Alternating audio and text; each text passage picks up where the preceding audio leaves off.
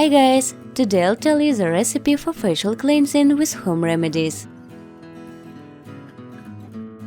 To prepare the mask you'll need only 3 ingredients: a tablespoon of agar-agar powder, 3 tablespoons of milk, and a teaspoon of honey. Agar-agar pour with some milk and melt in a water bath.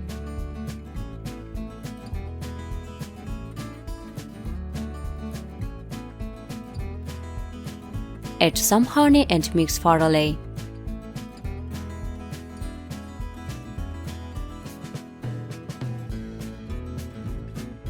Apply the finished product on a steamed face skin with a thin layer.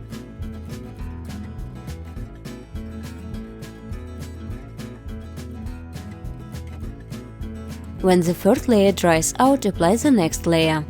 Wait until the mask is completely dry, then wash your face with warm water. Perform such a procedure regularly once a week. This mask will save you from black spots, moisturize the dermis and cleanse your skin of oily shine.